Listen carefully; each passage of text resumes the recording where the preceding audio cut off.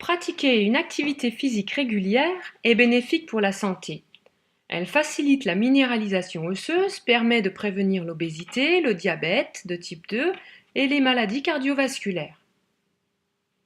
Voyons donc dans ce thème l'exercice physique et la santé.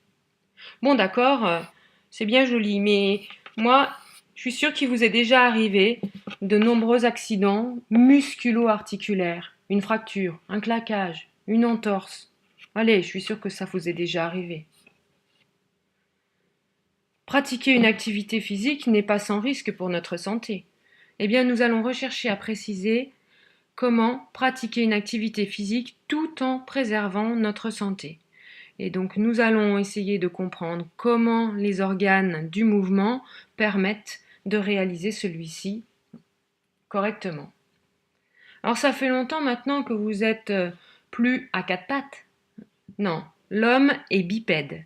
Il se déplace essentiellement avec ses membres inférieurs et les membres supérieurs lui permettent l'appréhension des objets. Nos membres sont constitués de segments, par exemple ici la cuisse et puis la jambe, mobiles l'un par rapport à l'autre au niveau d'articulation, ici le genou. Chaque segment est constitué de muscles et d'os. L'ensemble os, muscles et articulations constitue le système musculo-articulaire. Nos muscles, la partie développée de nos muscles, le corps, est situé le long des os. Le muscle étant lui rattaché, grâce à ses extrémités, à l'os lui-même. Ces extrémités portent le nom de tendons. Pour rendre possible un mouvement, le muscle doit travailler, mais travailler en association avec un ou plusieurs muscles opposés. On parle de muscles antagonistes. Par exemple, dans un même segment, lorsqu'un muscle se contracte, ici le triceps, son muscle antagoniste, le biceps, doit se relâcher. Ceci va permettre de réaliser le mouvement d'extension du membre supérieur. Si l'on veut créer le mouvement inverse, la flexion, eh bien le biceps va devoir se contracter et le triceps se relâcher en même temps.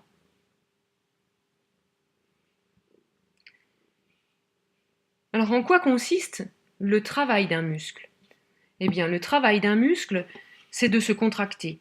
Lorsqu'il se contracte, il raccourcit, sa longueur diminue et il devient plus épais, son diamètre augmente. Cette contraction a pour conséquence d'exercer une force sur l'os auquel le muscle est rattaché. Cette force, c'est appelée une force de traction. Et bien ça va permettre de tirer sur l'os et donc de provoquer un mouvement, un déplacement. Alors, peut-être que vous vous posez la même question que moi. Et dans ce cas-là, si on tire sur les os, alors pourquoi ne se déplace-t-il pas de manière anarchique dans n'importe quel sens lors d'un mouvement ? Eh bien non. Au niveau d'une articulation, par exemple ici le genou, on va pouvoir observer des os dont la forme est plus ou moins complémentaire. Lorsqu'un os présente une forme convexe, comme ici la tête du fémur, en face de lui se trouve un os ayant la forme plutôt concave, ici la tête du tibia.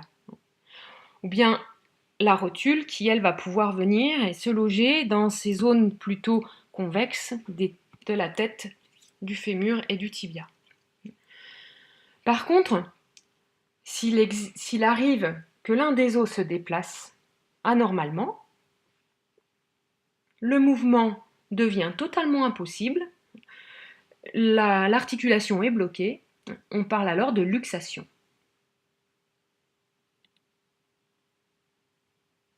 Alors pour maintenir les os en place au niveau d'une articulation, eh bien, on dispose de structures particulières qui relient deux os entre eux, ce sont les ligaments. Par exemple, le ligament croisé postérieur du genou ici. Continuons sur cette articulation. Une articulation présente d'autres structures intéressantes. Par exemple, au niveau des têtes osseuses, on va trouver un tissu particulier qui permet de protéger la tête osseuse tout en rendant les frottements moindres. C'est le cartilage. En contact avec ce cartilage, on va trouver un liquide qui a un rôle de lubrifiant, donc qui évite les frottements lors du mouvement. C'est la synovie. Et puis ici, dans cette articulation de genou, on va également disposer de petits coussinets qui permettent d'éviter les chocs entre les os eux-mêmes. Ce sont les ménisques. L'articulation du genou est une articulation complexe. Elle fait intervenir 4 os et de nombreux ligaments qui permettent d'assurer le maintien donc, des os en position les uns par rapport aux autres. Alors finalement, un claquage, qu'est-ce que c'est?